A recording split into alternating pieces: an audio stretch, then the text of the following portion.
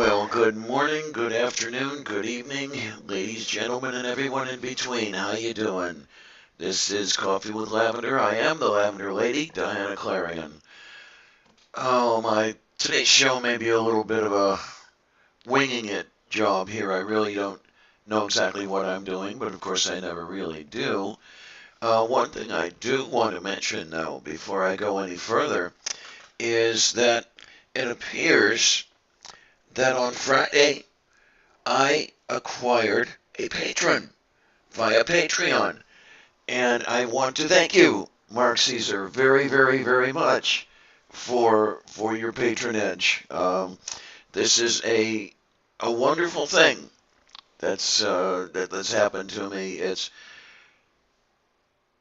a wonderful thing. It validates me. It also is something of a an obligation, if you will, a responsibility, which is a good thing. Don't get that wrong. Um, because, okay, it's a validation because somebody actually thinks my stuff worthy of watching enough to, throw me $5, and that's really great because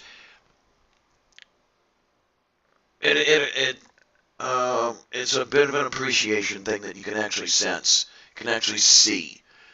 But the other thing is that it's a bit of a responsibility.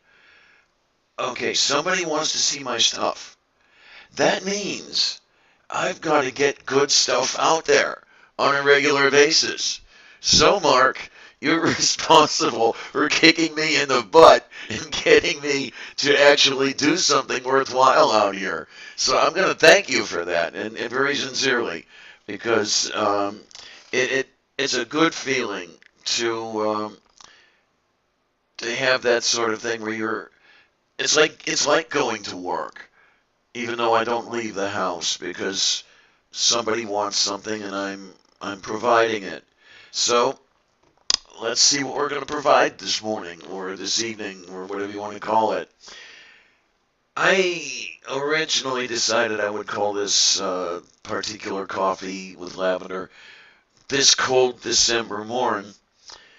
And wouldn't you know it, Mother Nature decided to turn me around, and it's 50 degrees outside.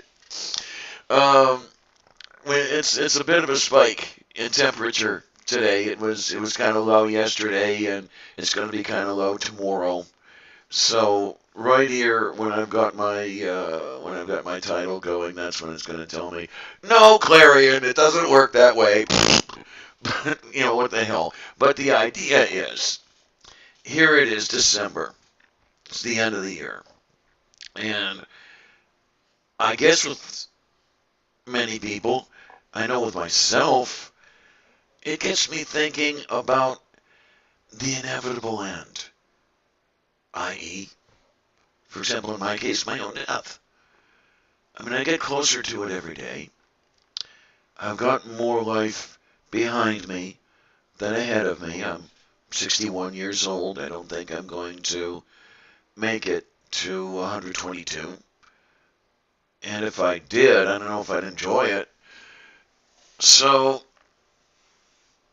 every now and then, I get a feeling, I guess you'd call it terror. It only lasts for a second or two. But it's that feeling it's going to be over. The party's going to go on, but I'm not going to be there.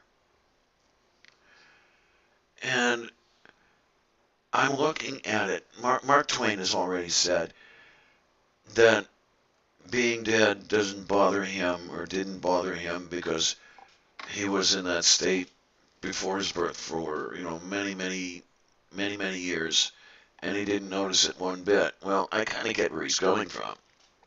But the thing is, when I'm looking at it, when I'm looking at my inevitable demise, whenever that's going to be, I mean, as far as that goes, it might have been several times already. I was pretty close to death at least 4 times.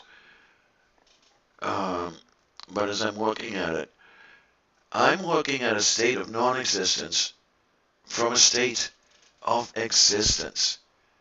And this state of existence is all I know.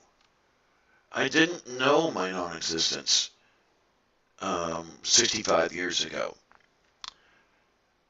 I won't know my non-existence whenever it happens. But I can know about it. And I find myself thinking, this is really weird. I've said it once or twice before. What's it going to be like to be dead? And I say, hey, wait a minute, Clarion. It's not going to be like anything. Because I'm going to be dead. I'm not going to exist. There's going to be no me to have any sensation of any of it.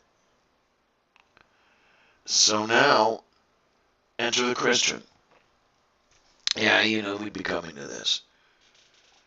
If it's going to be all over, and nobody's going to know after some time what I've done, why is it worth anything? What does it mean? And the darn thing is that after I'm gone, it means nothing. Really. Maybe you guys will remember me for a while. I don't know how long.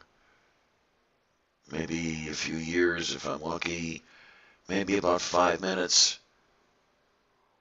Oh, she's gone. Okay, now I can get on with life. And either way, it's going to be the same thing as far as I'm concerned. Because I'm not going to be around to whatever I was going to say. And over on the side, yeah, you guys are getting to where I'm going. Because life is precious. It really is. Because it is fleeting. Because it is finite. We don't have eternity. And I don't think that I'd want eternity, even were it offered me. I occasionally make reference to one of the episodes from the original Star Trek series. Character Zephyr Cochrane says eternity or immortality consists largely of boredom. And he's right. Because you'll have done everything there is to do, and there's still more time to go. What is it worth? What it's worth is right here, right now, dealing with each other, trying as best we can to get along with everybody else around here, trying to make life a little easier for them, a little better for them, a smile even. And here is, earlier, before I turned this on, I was wondering what the hell I was going to do for my show today, because I'm kind of winging it, just coming off the cuff, if you will. And then, all of a sudden, his noodly appendage touched me. And there came, out of the Twitterverse, a little something from someone a lot of us know and love, question mark, from our dear S.J. Thomason. If you acknowledge your morals matter, then it necessarily follows that we have a moral lawgiver. If you find yourself in hell, it means you consciously rejected him. I sat there and I said, what? I'm trying not to laugh in the sense that a lot of the Christian apologists or the would-be Christian apologists on YouTube laugh. Not a derisive laugh. It's rather, where is this coming from? Okay, I've said many times that I do hold the concept of an afterlife. I really do. And that is the memories of us held by those who knew us. So, if I end up in a hell after I'm gone, the hell I end up in is one of my own making. It is the way I have treated other people, them remembering that, and remembering me as a piece of shit. Really. I'll be gone, but their memory will still continue. But how many people are there that don't take that step? And I'm trying really hard to not be condescending here. Although I suppose I'm not going to succeed very well, am I? How many are there that want so much to continue on that they're willing to do whatever it takes to get that? And even if what it takes is accepting that moral lawgiver who is saying, treat your fellows horribly because they are not as is specified in this book that some rather ignorant bigots wrote 5,000 years ago. Actually, it really wasn't even 5,000 years ago. I believe Genesis, Exodus, Leviticus, Deuteronomy date to about 800 BCE. So, okay, let's set it then. And those who do not adhere to that particular code that was set down in that primitive society, primitive meaning prime, early, not a moral judgment here on my part. I could, believe you, me, but no, forget the moral judgment. That's gone. The moral judgment is now.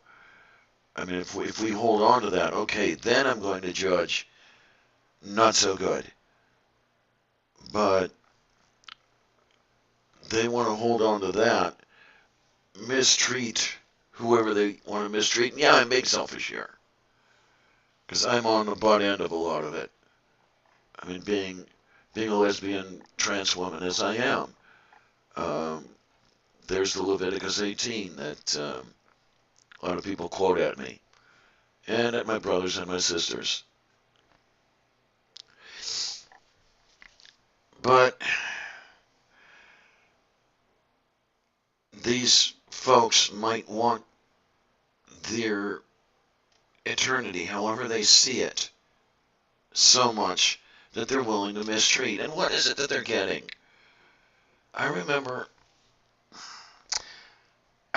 back when I was going through the Catholic school system, something I don't recommend to anyone. We were told what heaven was going to be like. It was going to be us in the prime of life, without flaw, without disability. That's the word I'm looking for. Singing the praises of this God, Yahweh, forever and ever and ever. I don't know, maybe it sounds kind of nice to some people. I mean, to be young forever. I look at myself now, I'm no kid. And as, the, the Desiderata reads, I'm surrendering the things of youth, whether gracefully or not. actually, rather. Because I kind of like to look at this stuff, by the way. It's going a really, really nice silver. And I didn't have that when I was 30. I've got it now, but it comes with a lot of other stuff that I've got to deal with.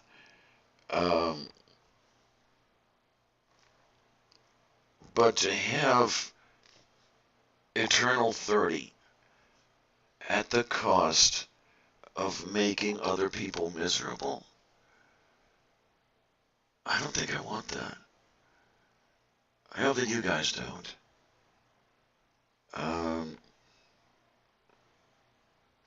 I would rather the people around me be reasonably happy. Maybe I could have a part in it. I would hope. But, okay. There it is. So where do we go from here? Well, here I am bloviating, and thank you, Randy Rhodes, for that word. I've actually started watching some of her podcasts, and I love that word, bloviating. And is that not what I'm doing? I mean, seriously, come on, really, think about it. If anybody out there wants to bloviate with me, you're welcome on here. Um, but okay, what's up? What's happening? Well, this is December. This is the 2nd of December, and that's the winter holiday season coming up. I mean, happy Hanukkah to everyone out there. Um, I actually have a menorah, and I'm trying to decide whether I want to light it for Hanukkah or if I just want to stick to my original, um, how do you call it, cultural appropriation, wherein I light it around the solstice. Because I love the return of the light. And here's the thing, you need this winter season to have that return of the light. You need the light to be gone in order for it to come back. You need the cold in order for it to get warm again. Um, and it's kind of difficult for me to deal with that sometimes. I spent a couple of years without heat in some of the harshest winters I've known. And okay, I've come to the point where I actually have, if you maybe a mild PTSD when the cold comes. But I know we've got to have it because I'm not going to see those spring flowers without it. So, okay, I guess maybe I'll wrap myself up in a fleece wrap or something. See if we can manage it. I'm trying to keep in good spirits, and I hope you folks are. I know some of us have a hard time this time of year um, with seasonal affective disorder. We have less light, we have less happy, and eventually, thank me for reminding myself, well, thank you for reminding me that eventually gotta hook this baby up because, yeah, I feel it, and I hope it does something good, and I hope those of you who feel some of these symptoms can find some relief, if it is with a happy light, like I just displayed, or some other way. I hope you can manage that. I'm actually trying. I know you can't see it too well here, but I spent some time trying to decorate for the holidays that come at the end of the month. The solstice, Saturnalia. Got some lights hanging up here. Just trying to keep myself busy putting them up, and it's kind of nice to have them on. They're on right now, as a matter of fact. And I have, let's see, red, blue, green, yellow, orange. Red, blue, green, yellow, orange. They were on a fake Christmas tree at one time. And I don't know if I'm going to manage to get that fake Christmas tree up or not. Because there is someone around here who, although she's really, really cute sometimes when she's sleeping over there, also gets into a mood where she likes to tear Christmas trees apart. And you find ornaments everywhere. And you find strings of lights just pulled down. Thank you, thank you, thank you. So, yeah, she's looking at me. She's saying, yeah, you're welcome. Um,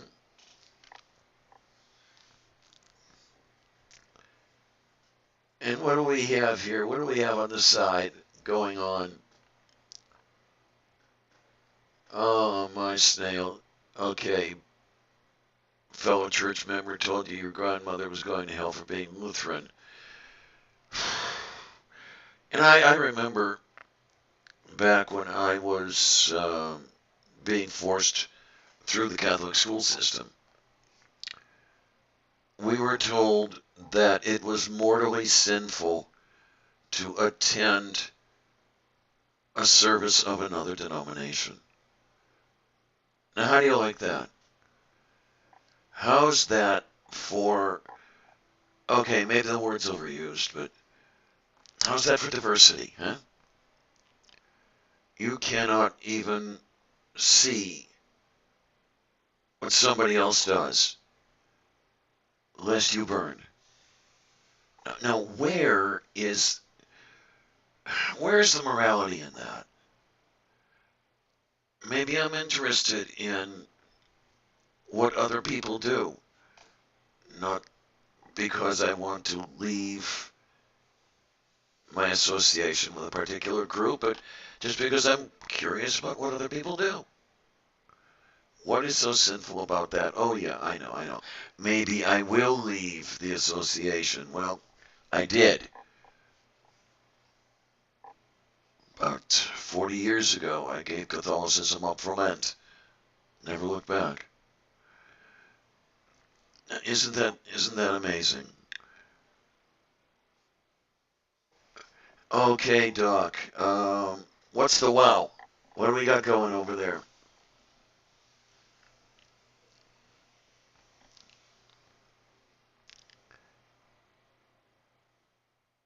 Oh, I don't know what's going on here. Yeah, this may or may not be a short show. I'm, as I say, unfortunately flying VFR. Oh, do I think it's a desperate attempt to keep my tithing? That's got to be part of it, really. Um, every cleric I've known has been rather comfortable. Um, nice, warm rectumry. Um, some of the nice material things. I mean, many of the clerics I've known are quite wealthy, or were quite wealthy. I'm guessing they don't exist anymore. And yeah, the thought of losing that might be terrifying. I'm trying to think of this, and maybe I should do a show on this at some time in the future. And oh Lord, I don't want to sound like Michael Jones when I say I want to do this in the future. I want to do this in the future. Yeah, I want to. I'll say it, but I want to get around to doing it. Um,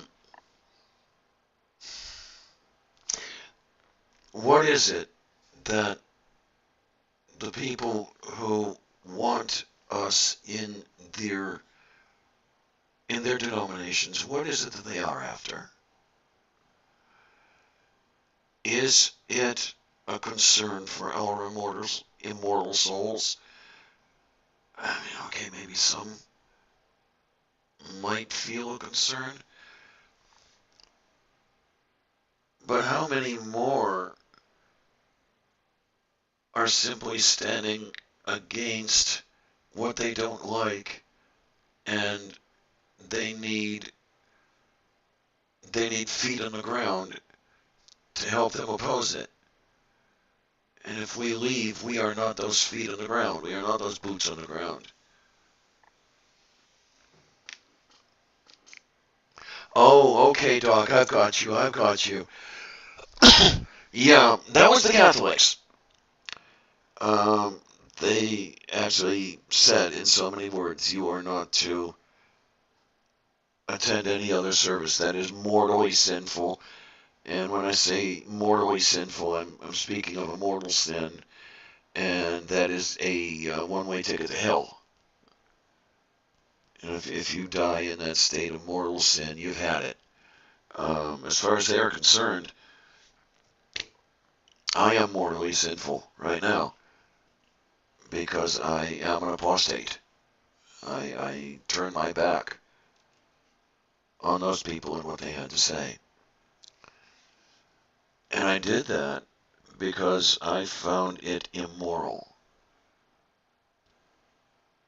And there you go again. There's that moral lawgiver, that ultimate moral authority that so many of them finally pull out when all the other platitudes aren't working. Um, you'll notice that their God likes what they like, hates what they hate. It's almost as if their God was taking a cue from them. It's almost as if they invented that God. I do wonder. I really, really wonder how many of them actually believe their spew. There've got to be a few of them out there who don't. Um, let me go back to the Catholics. How many of them believe that their evil works will send them to burn? And how many of those same people are perpetrating evil by betraying the children? Yeah, I brought it up. How many of those pedophiles believe that evil actions will send them to burn? Because if they do believe that, and if they do believe that their pedophilia is evil, they are condemning themselves to burn. That must be very, very. It must. What's the word I'm looking for? It must instill happiness to know that they're getting themselves burned. And what the hell? I know I'm preaching to the choir here, right? Well, I hope not. This this broadcast this morning is going to survive the morning here in Pittsburgh, and I'm hoping that some other people who are not in the side chat right now might come across it, and I'm hoping it will get them at least to thinking. I don't know that I'm going to change anyone's mind, but if I can get someone to at least say, what if? Or why? Then I'm happy. My work is done. The rest of the work is theirs.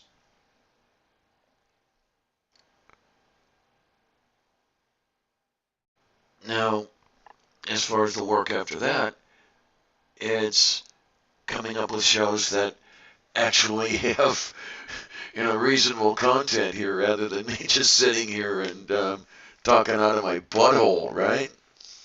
Um, Talk fearsome. God is an invisible authority. These ordinary people think they can call upon to control others. Yeah, I guess so, because they're doing a pretty good job of it, aren't they? I have to wonder, what is it about us humans, that makes us want to allow someone else to direct everything we do? Is it because it's so much work to do it for ourselves? How much work is it, really? how much work is it to do it for ourselves compared to do what somebody else wants us to do in the face of us knowing that that's not the right thing to do? SJ, got a question for you. Your absolute moral authority, the one you like to pull out, even though you're saying you're not judging anyone, even though you're saying laissez-faire, allegedly.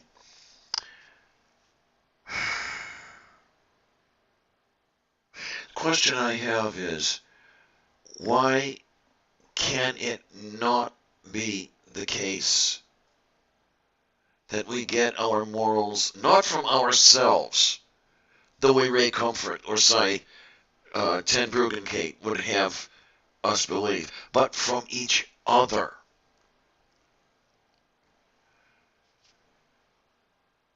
If I stomp on your foot, you're going to cry out in pain. That cry is a signal, is it not, that stomping on your foot hurt you? If I am isolated, I will cry.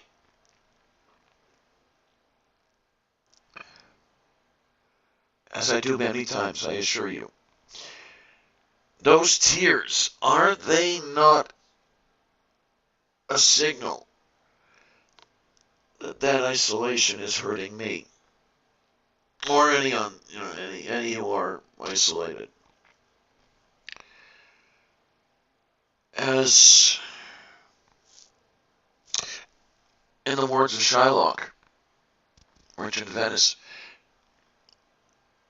if you prick us, do we not bleed? If you poison us, do we not die?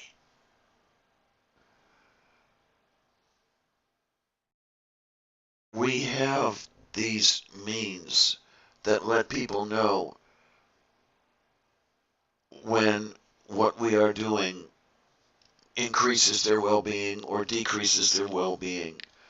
Shylock also said, when you tickle us, do we not laugh?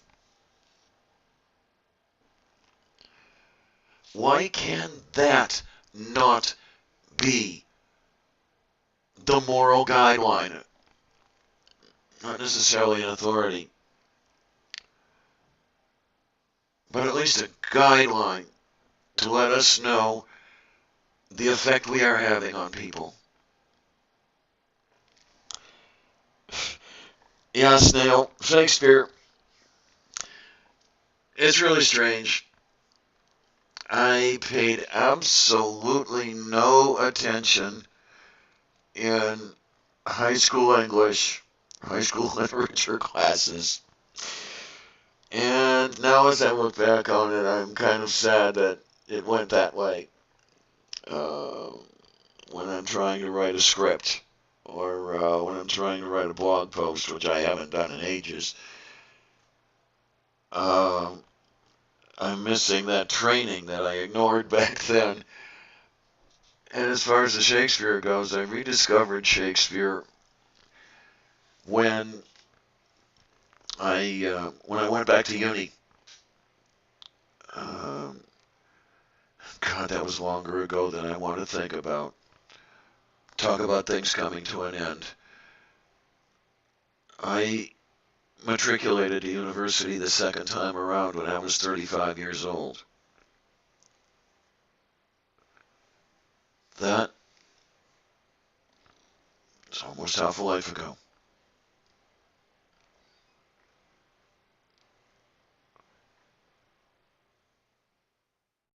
But where was I? Mark, I can use those tears to my advantage if I learn to appreciate them the right way. Well, yes, I think so.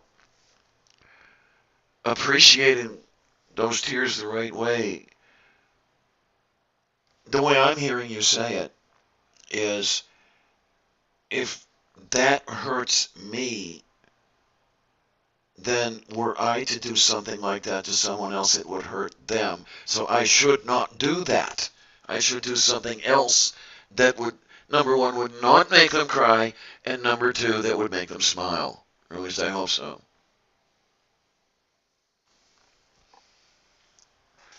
Oh my, Doc. Some people seek that because they fear responsibility. Well,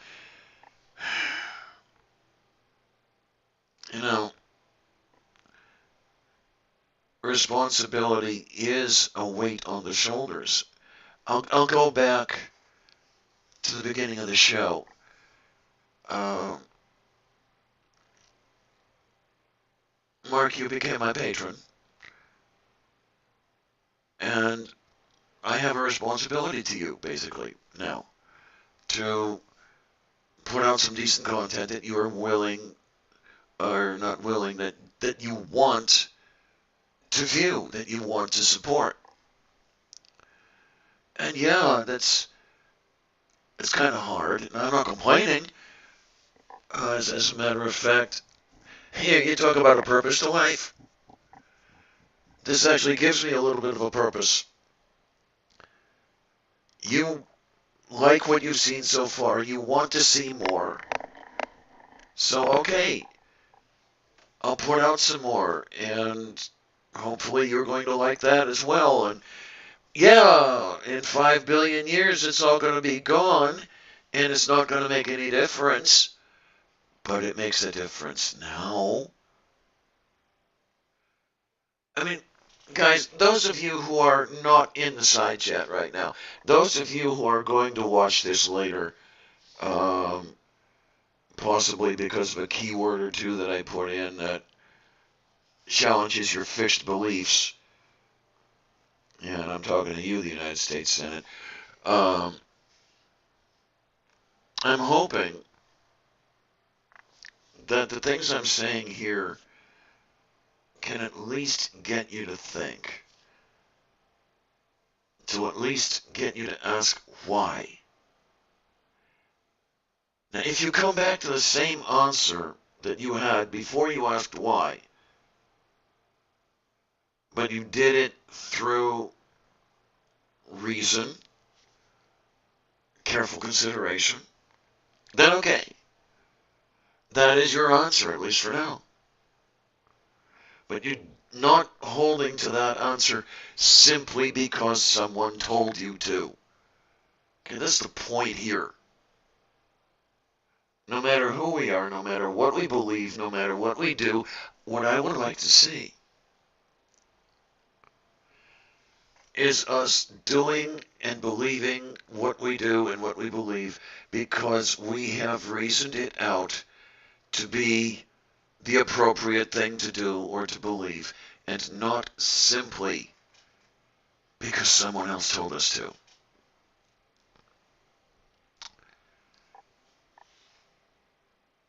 Oh, Doc, make me feel old, why don't you? I remember 44. Oh my, oh my, oh my, oh my. You're 44 years old and still trying to find your purpose. You know what? I'm 61 and I haven't found mine yet. Really. Not because it isn't there, but because it keeps changing. Because the world keeps changing. We keep changing.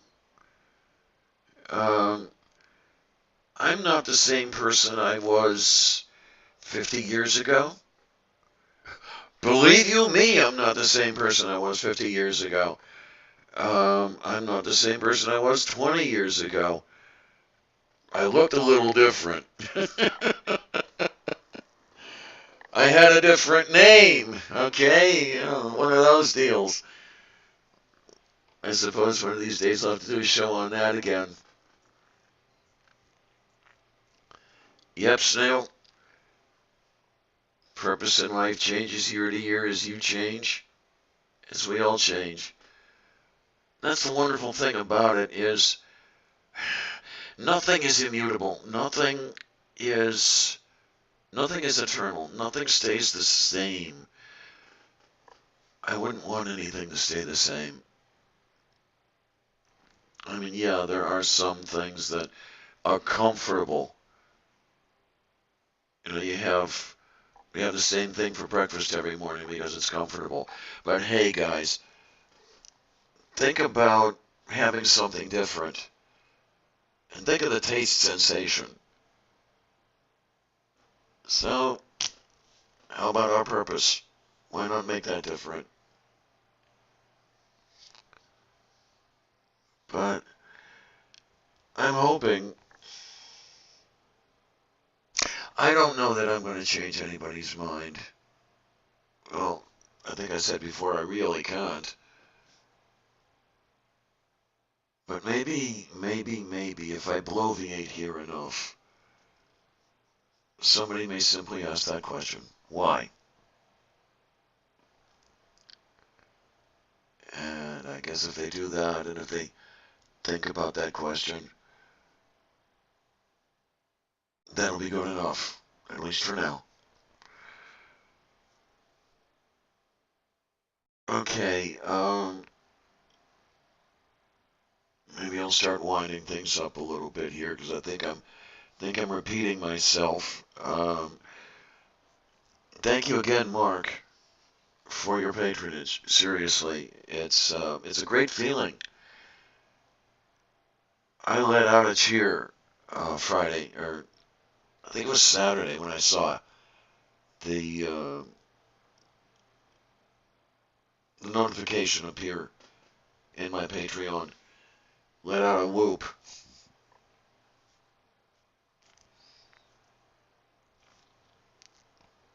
Um, and of course, there's another show coming up tonight. I hope all of you can mark your calendars because appearing with me tonight at 8 p.m. Eastern is the lovely and brilliant and perceptive Christy Santiago, and we'll be talking about what this country needs, whatever that may mean. It's going to be an interesting show because I'm not sure it has a fixed path to go down.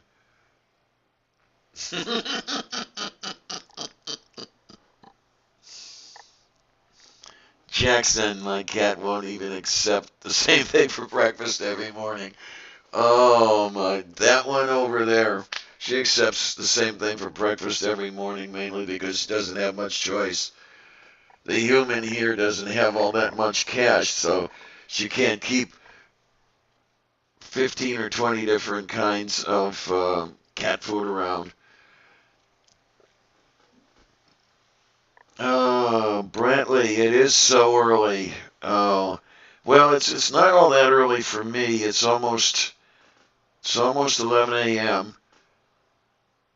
Where are you on the international date line? I hope not. God, it would be early there, wouldn't it? Let me grab some coffee here. Yeah, I needed a little myself. Mm, that's something else I'm going to have to do. Uh, I suppose I'll have to give myself a coffee maker. Maybe for this winter holiday, or I hope I can afford it. The one I've got is starting to. Oh, okay. You must be on the west coast of North America then.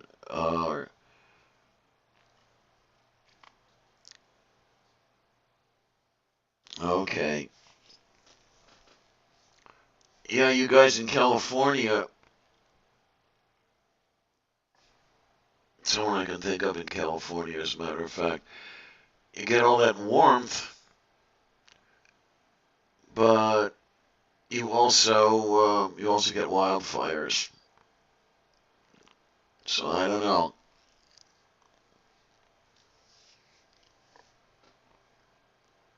Get a French press. I will think about that. Hopefully they don't cost too terribly much. Idaho. Okay. Boy, it's a little chilly up there, isn't it?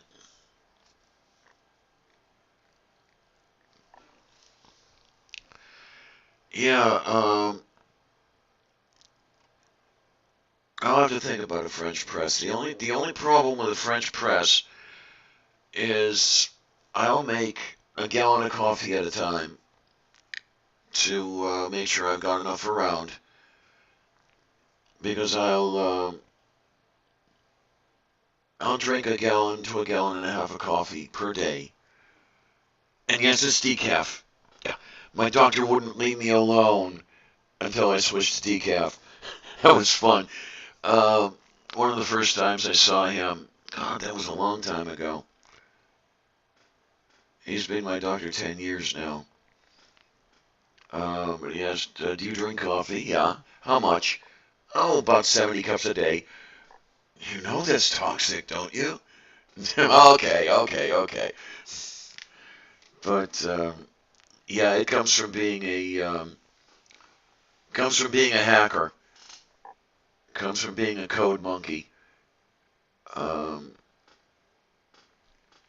Drink gallons of coffee while pounding out computer code.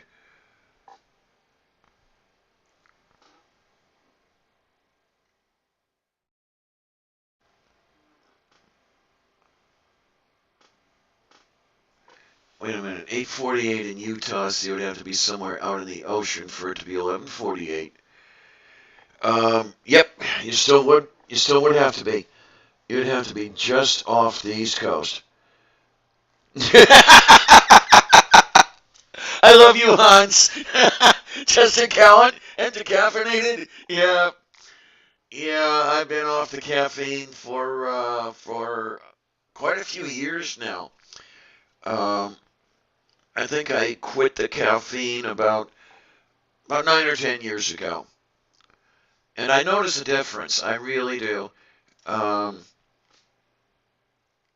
my sleep schedule was all screwed up when I was doing the caffeine. Um, yeah, I had a little bit of a withdrawal thing going on when I got off the caffeine, had the headaches and everything else. But I'll tell you, caffeine was nothing compared to nicotine. I wish I could have caffeine level withdrawal symptoms from quitting smoking, but no, it didn't work out that way. But it's been 4 months that I've gone without tobacco, and I just keep telling myself, Clarion, every time I want something, every time I reach for a cigar or reach for my pipe, Clarion, no, you wanted to quit because this time I did. I mean, the other times I did that so-called quitting thing where I put the stuff down and I didn't pick it up for a few weeks and then I went back to it. I was trying to shut somebody up, just okay, I'll leave it alone just to shut you up. Um, but you don't want to quit, you don't quit. And I inevitably went back. But in August, 5 August, I said, okay, Clarion, time to quit. And so far, so good. It's a little cheaper, which is kind of nice. Um, it was costing me about 30 a month. So obviously, I wasn't smoking cigarettes. Um, but yeah, it's nicer. I'm actually getting my voice back. Now, for some reason, my throat is a little dry and scratchy this last week. I don't know exactly what happened. Maybe I've got a bit of a cold or something, but I was actually getting my voice back to where I was in the well into the second tenor range.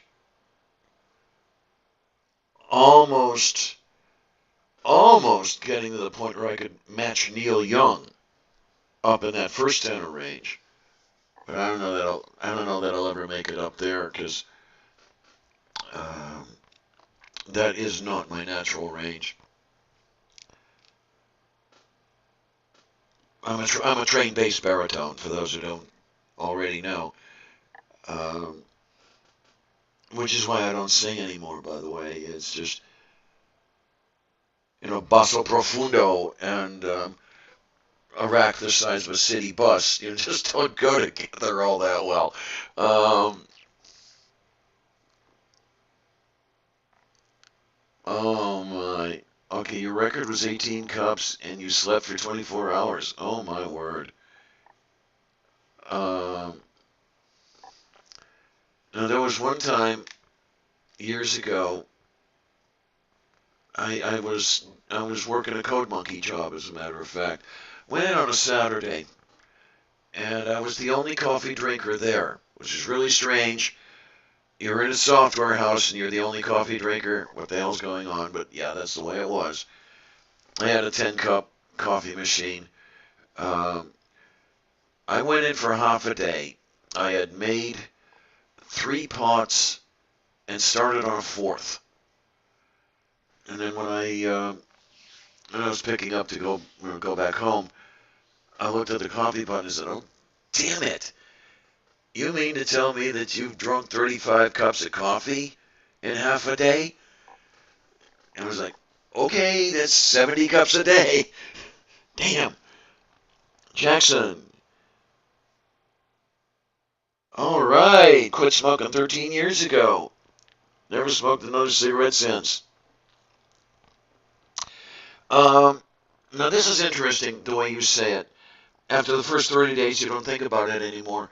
My first 30 days were relatively easy. It's getting more difficult now, say about 3 months out, where the cravings are really, really getting to me. I mean, I will actually physically turn and reach my hand to where I used to keep the container with the tobacco, to light up the pipe. And I'm saying, "Wait a minute, Clarion, what are you doing? You quit. You wanted to quit. Why are you reaching?" Um, I hope that ends soon. I really do, because it's annoying. It's very, very annoying. And the other problem is I'd like to lose that 30 pounds I put on when I quit smoking. Oh man, I'm outgrowing all the clothing I had. Um, Now I know a lady is never supposed to tell, but I weighed in a couple of days ago at 232, and that's way up from about 205.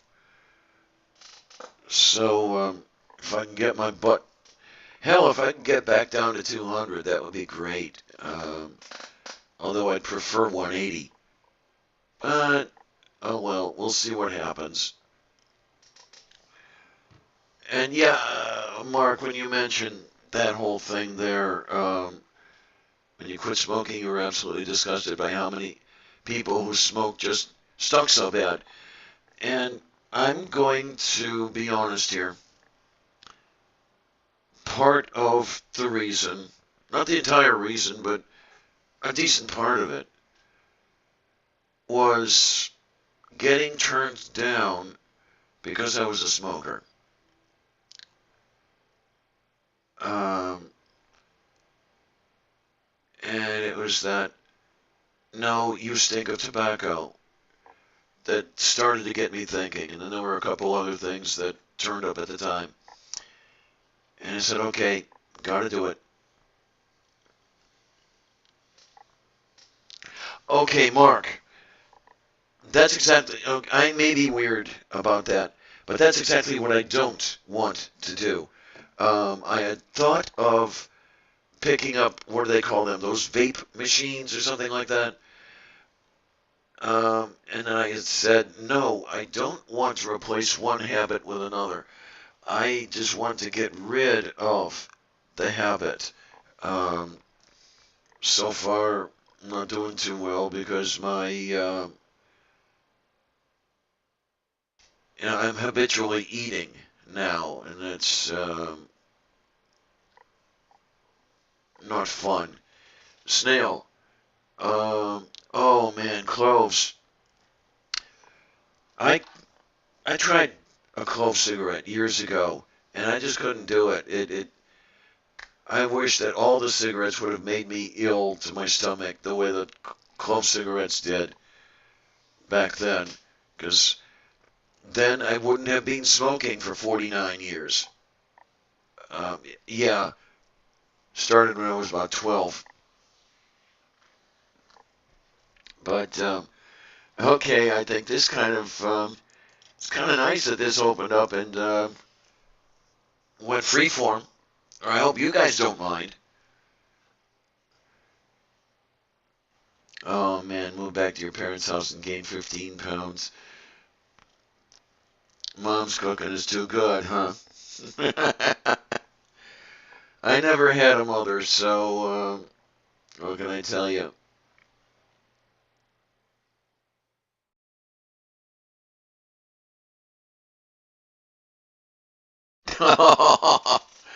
Oh, I don't know. I don't know, Brantley. I don't know if it's because you're an arsehole, but I would at least hope it isn't. But I'll tell you guys what. Um, yeah, it's about time to start wrapping up. So Snell, you say that Unholy Mole is starting up a live stream, so maybe I can catch that too. And I want to thank you guys for coming by. I really do. And I want to express my sincere appreciation that you do come by. You continue to come by. Um, it makes a girl feel good to know that what she's doing is appreciated by somebody. So I want to thank you very, very much. Happy Hanukkah to all of you, and whatever other winter holidays are coming around about now. I know there are about 39 of them in the month of December alone. And please keep in mind, 8 p.m. tonight with special guest Christy Santiago, we will have the Sunday stream. Thank you many, many, many, many much again. And one and all, take care. Thank you. Thanks a lot, troops. See you on the other side.